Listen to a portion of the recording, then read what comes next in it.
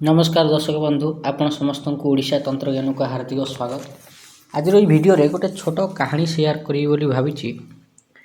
केवल जे कहानी शेयर करी ता नुहे ता संगे गोटे भल विद्याटा भी देवी जोटा कि स्वप्न सिद्धि माध्यम रे प्राप्ति हिथिला।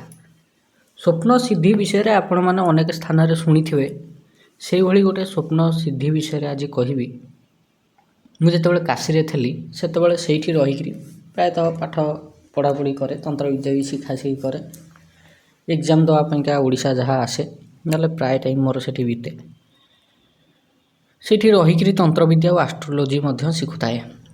मोर पीजी एंट्रांस दे था दिने मनरे गोटे प्रश्न उठिला कि पीजी एंट्रांस क्लियर हम ना हेनी। खोजु खोजु गुरुदेवों द्वारा प्रदत्त गोटे विद्या मिलला ताऊ कहती स्वप्न सिद्धि विद्या। ये विद्या द्वारा घटी जाइथिबा घटनाक्रमर दर्शन आपण माने स्वप्न रे करि परिबे। जे कौनसी लोक होना कहीं से करि परिबो। वर्तमान कौन घटुची कौन घटी जाइछि कौन घटिबाकू जाउछि तीनटाक विषय अर्थात अतीत वर्तमान और भविष्यत तीनटाक विषय को गोटे मनीष स्वप्न माध्यम रे देखि पारे। स्वप्न माध्यम रे तीनटाक कथा जानी हुए। या ही कहती स्वप्न सिद्धि विद्या। तेबे से विद्या अनुसार स्वप्न सिद्धि गुटिका आवश्यकता पड़े। स्वप्न सिद्धि गोटे कौन सी कुहुक जिनिस नुह मंत्र माध्यम रे एटा बहुत इजिली करा जाई पारे। कामटा आपण मानक भितरे अनेक लोक थे जो मानकू स्वप्न माध्यम रे भविष्यत कथा जना पड़ी जाए। साधारणतः देखा जाए जो मैंने टिके साधना क्षेत्र में था और साधना को हृदयर सह करुथांती निजर 100% एफर्ट देकर करुथांती सेमानकु स्वप्न सिद्धिटा बहुत जल्दी प्राप्ति हुए। किंतु स्वप्न सिद्धिर गोटे नियम अच्छी। जदि स्वप्न सिद्धि आपन को प्राप्ति होइछ आपन काहाकू कहीदेले ताहले से स्वप्न सिद्धि नष्ट हो जिवो आउ स्वप्न आसीबो नाही। एटा ही होची स्वप्न सिद्धिर नियम। यही नियम को अनेक लोक जानतीनी। साधना क्रम रे आगु को बढ़िया मात्रा के तांको स्वप्न माध्यम रे आगु को कौन घटिबा को जाउची जना पड़ी जाए। आउ से सीटा को अन्य मानक सामने रे प्रकाश करि दियंती जहा फल रे तांकर से स्वप्न सिद्धि नष्ट हो जाए। महाभारत रे जणे पांडव मानक भितर सान जी तांको ना होउसंती सहदेव। आपण जानथे नकुल सहदेव। सहदेव नखदर्पण विद्या जानी थे। नखदर्पण विद्या द्वारा से आगु को कौन घटो सेटा से जानती। हेले सहदेवंकर गोटे नियम थिला कि तांकु जे पर्यंत न पचरा जाइछि से केबे भी काहाकू कहिबे नाही। जो विद्या को प्रयोग करिकि तांकु से सिद्धिटा प्राप्ति हेइथिला से देवी आ देवता तांकु कहिथिले कि जदि तमे ए विषय क्या भी कहल ए सिद्धि नष्ट हो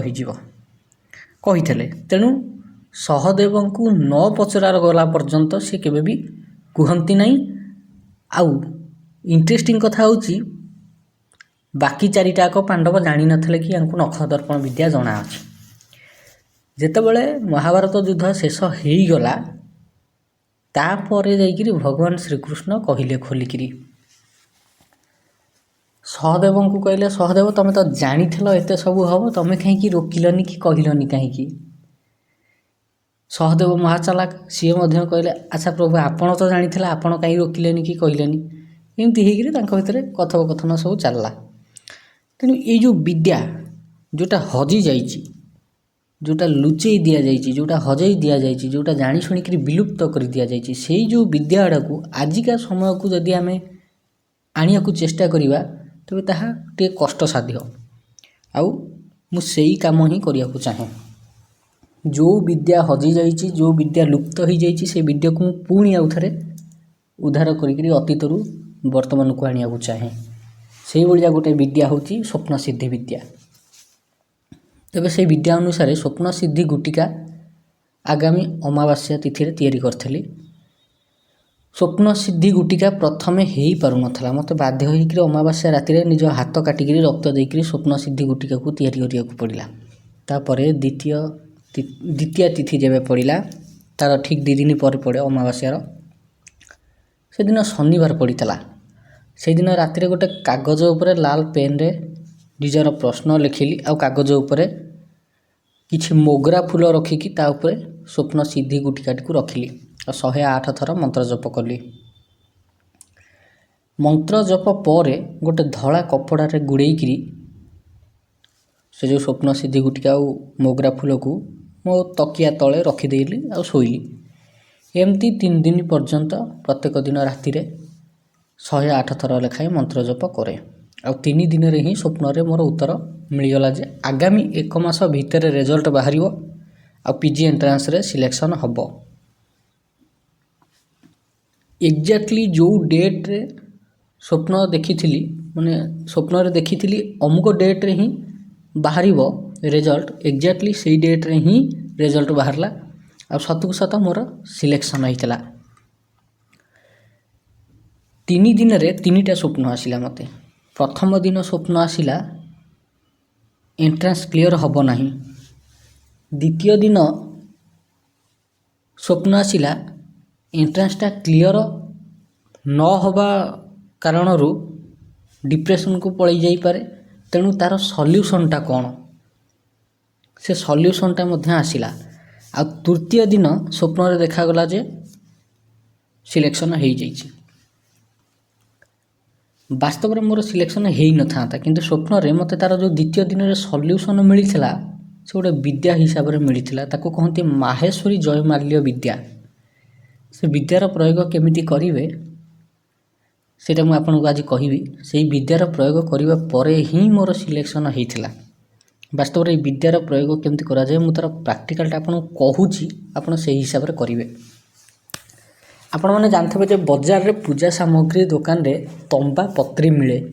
ଭୁଜପତ୍ର ଯେମିତି ସେମିତି ତମ୍ବା ପତ୍ର ଗୋଟେ ଥାଏ, ତମ୍ବା ପତ୍ରୀ ତାକୁ କହନ୍ତି। ପତ୍ରୀ ଉପରେ ଲେଖାଯାଏ। ଆଗକାଳରେ ଯେମିତି ତାଳପତ୍ର ଉପରେ ଲେଖୁଥିଲେ, ତମ୍ବା ପତ୍ରୀ ଉପରେ ମଧ୍ୟ ସେମିତି ଲେଖୁଥିଲେ। ସେଇ ତମ୍ବା ପତ୍ରୀ ଉପରେ ଗୋଟେ ମନ୍ତ୍ର ଲେଖିବେ। ମନ୍ତ୍ରଟି କ'ଣ?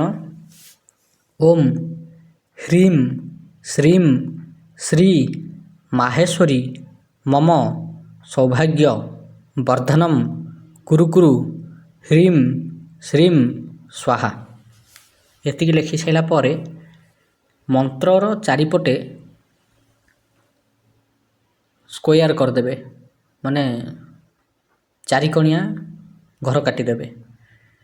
ଚାରିକଣିଆ ଘର କାଟି ସାରିବା ପରେ ଉପରେ ଜୟ ଲେଖିବେ, ତଳେ ଜୟ ଲେଖିବେ, ବାମ ପଟେ ଜୟ ଲେଖିବେ, ଡାହାଣ ପଟେ ଜୟ ଲେଖିବେ। ହେଇଗଲା। ଲେଖି ସାରିବା ପରେ ୟାକୁ ପୂଜା କରିବେ। ଆଚ୍ଛା, ଆଉ ଗୋଟେ ଏଠି ଇଣ୍ଟରେଷ୍ଟିଂ କଥା, କେଉଁଥିରେ ଲେଖିବେ ମନ୍ତ୍ରଟି? ରୂପା କାଠିରେ ଲେଖିବେ। କାରଣ ରୂପା ହେଲା ଚନ୍ଦ୍ର ଆଉ ତମ୍ବା ହେଲା ମଙ୍ଗଳ। ଯେବେ ରୂପା ତମ୍ବା ମିଶେ ସେତେବେଳେ ଲକ୍ଷ୍ମୀ ନାରାୟଣ ରାଜଯୋଗ ସୃଷ୍ଟି ହୁଏ। ଯେତେବେଳେ ଚନ୍ଦ୍ର ଆଉ ମଙ୍ଗଳ ମିଶନ୍ତି ସେତେବେଳେ ଲକ୍ଷ୍ମୀ ନାରାୟଣ ନାମକ ରାଜଯୋଗ ସୃଷ୍ଟି ହୁଏ।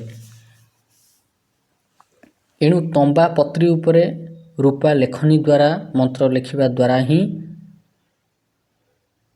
ଭାଗ୍ୟୋଦୟ ସମ୍ଭବ ହେବ ତଥା ତାବିଜ କାର୍ଯ୍ୟକାରୀ ହେବ। ଏତିକି ଲେଖିକିରି ଯନ୍ତ୍ରର ପ୍ରାଣ ପ୍ରତିଷ୍ଠା କରିବେ। ଆଉ ଯନ୍ତ୍ରଟିକୁ ଯନ୍ତ୍ର ଗାୟତ୍ରୀ ମନ୍ତ୍ର ଦ୍ୱାରା 108 ଥର ଜପ କରିକିରି ହୋମ କରିବେ, ଆହୁତି ଦେବେ। ଆହୁତି ଦେଇସାରିବା ପରେ ତାକୁ ଆପଣ ରୂପା ଡେଉଁରିଆରେ ଭରିପାରିବେ, ତମ୍ବା ଡେଉଁରିଆରେ ଭରିପାରିବେ, ତ୍ରିଲୌହ ଡେଉଁରିଆ ଭିତରେ ଭରି କରିପାରିବେ କିମ୍ବା ଅଷ୍ଟଧାତୁର ତାବିଜ ଭିତରେ ମଧ୍ୟ ଭରି କରିପାରିବେ। ଭରି କରିସାରିବା ପରେ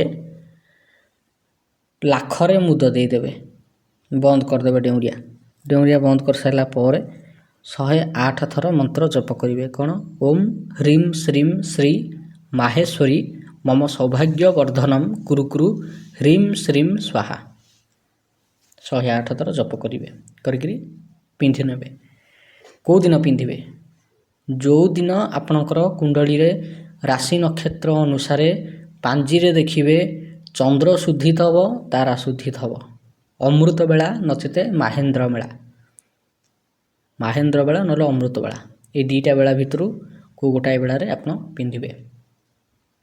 ଆଉ ଯଦି ହେବ ସମ୍ଭବ ପ୍ରତ୍ୟେକ ଦିନ 108 ଥର ଲେଖାଏଁ ମନ୍ତ୍ର ଜପ କରିପାରିବେ। ବେଶୀରୁ ବେଶୀ 8-10 ମିନିଟ୍ ଲାଗିବ, ବେଶୀ ସମୟ ଲାଗିବନି, 8-10 ମିନିଟ୍ ମାତ୍ର। ଆଗାମୀ 1.5 ମାସ 2 ମାସ ଭିତରେ ନିଜ ଲାଇଫ୍ରେ କ'ଣ ଚେଞ୍ଜେସ୍ ହେଉଛି ଦେଖିବେ, ମୋତେ ଜଣେଇବେ। ଏଇଟା ବାସ୍ତବରେ ପ୍ରାକ୍ଟିକାଲ ବିଦ୍ୟା। ଏଭଳିଆ ବିଦ୍ୟା କେବେ କିଏ କାହାକୁ ଦିଅନ୍ତିନି। ମୁଁ ତ ଅନେକ ଚ୍ୟାନେଲ୍ ଦେଖିଛି ଯେଉଁମାନେ ଆମ ଚ୍ୟାନେଲ୍ରୁ ମନ୍ତ୍ର ଉଠେଇକି ନେଇକରି ପକାନ୍ତି। କିଛି ଆପତ୍ତି ନାହିଁ, ଆଜି ପର୍ଯ୍ୟନ୍ତ ମୁଁ ତାଙ୍କର କେବେ ବିରୋଧ ମଧ୍ୟ କରିନାହିଁ। କାହିଁକି? କାରଣ ମୋର ଜୀବନର ଲକ୍ଷ୍ୟ ହିଁ ହେଉଛି ଯେଉଁ ବିଦ୍ୟା ହଜିଗଲା ସେ ବିଦ୍ୟାଟାକୁ ପୁଣି ଲୋକମାନଙ୍କ ସାମ୍ନାକୁ ନେଇକି ଆସିବି। ଯେଉଁ ବିଦ୍ୟା ଆମର ହଜିଯାଉଛି, ଯେଉଁ ବିଦ୍ୟା ଆମର ବିଲୁପ୍ତ ହୋଇଯାଉଛି, ସେ ବିଦ୍ୟା ଆଜି ରହୁ। ଆଜି ରହିଲେ ଆଗାମୀ ଭବିଷ୍ୟତରେ ଆସୁଥିବା ପିଢ଼ିଙ୍କ ପାଇଁକା ତା'ର ଆବଶ୍ୟକତା ପଡ଼ିବ। ଆଗାମୀ ପିଢ଼ିର ଲୋକ ଯେତେବେଳେ ସେ ବିଦ୍ୟାଟାକୁ ବ୍ୟବହାର କରିବେ, ସେମାନେ ଜାଣିବେ କି ନାହିଁ ବାସ୍ତବରେ ତନ୍ତ୍ର ବିଦ୍ୟାଟା କ'ଣ, ତା ଭିତରେ କେତେ ଶକ୍ତି ଅଛି। ତେଣୁ ମୋ ଚ୍ୟାନେଲରୁ ଯେଉଁମାନେ ମନ୍ତ୍ର ନେଇକରି ପକାଉଛନ୍ତି ସେମାନଙ୍କୁ ମଧ୍ୟ ମୋ ତରଫରୁ କୌଣସି ରେଷ୍ଟ୍ରିକ୍ସନ୍ ନାହିଁ। କାରଣ ତମେମାନେ ମଧ୍ୟ ମୋର ଉଦ୍ଦେଶ୍ୟକୁ ପୂର୍ତ୍ତି କରୁଛ। ତମେମାନେ ମଧ୍ୟ ମୋ ମନ୍ତ୍ରଟାକୁ ନେଇକରି ଲୋକଙ୍କ ପାଖରେ ପହଞ୍ଚାଉଛ। ବାସ୍ତବରେ ମୋର କ'ଣ, ଏଇଟା ମୋର ତ ନୁହେଁ, ଆମ ଗୁରୁଦେବଙ୍କ ଦ୍ୱାରା ପ୍ରଦତ୍ତ ମନ୍ତ୍ରର ରଚୟିତା ମୁଁ ନୁହଁ, ଭଗବାନ ଶିବ। ତେଣୁ ଆମେ କେବଳ ତାକୁ ବାହକ ରୂପରେ ପିଢ଼ିରୁ ଆଉ ଗୋଟେ ପିଢ଼ିକୁ ଟ୍ରାନ୍ସଫର୍ କରୁଛେ। ଯେତେ ଲୋକ ମନ୍ତ୍ରକୁ ଜାଣିବେ, ତନ୍ତ୍ରକୁ ଜାଣିବେ, ବ୍ୟବହାର କରିବେ, ସେତେ ଭଲ। ଲୋକ କଲ୍ୟାଣ ପାଇଁ ବ୍ୟବହାର କରାଯିବା ଉଚିତ। ଆଉ ଆଜିକାଲି ଯେମିତି ମାରଣ, ମୋହନ, ବଶୀକରଣ, ଉଚ୍ଚାଟନ, ବିଦ୍ୱେଷଣ, ସ୍ତମ୍ଭନ ଏସବୁ କାମ ପାଇଁ ବ୍ୟବହାର କରୁଛନ୍ତି, ଏଗୁଡ଼ାକ ଠିକ୍ ନୁହେଁ। ଅନେକ ଲୋକ ଅଛନ୍ତି ନାଗଫାସ ମାରୁଛନ୍ତି। ସେମାନେ ନାଗଫାସ ମାରୁନାହାନ୍ତି ଯେ ନିଜ କବର ନିଜେ ଖୋଳୁଛନ୍ତି। କାହିଁକି? କାରଣ ଦେବୀ ଦେବତାଙ୍କ ମନ୍ଦିର ଉପରେ ନାଗଫାସ ମାରିକିରି ପକେଇକିରି ବନ୍ଦୀ କଲେ କ'ଣ ହେଇଯିବ? ଦେବୀ ଦେବତାଙ୍କର କୋପର ଶିକାର ହେବେ।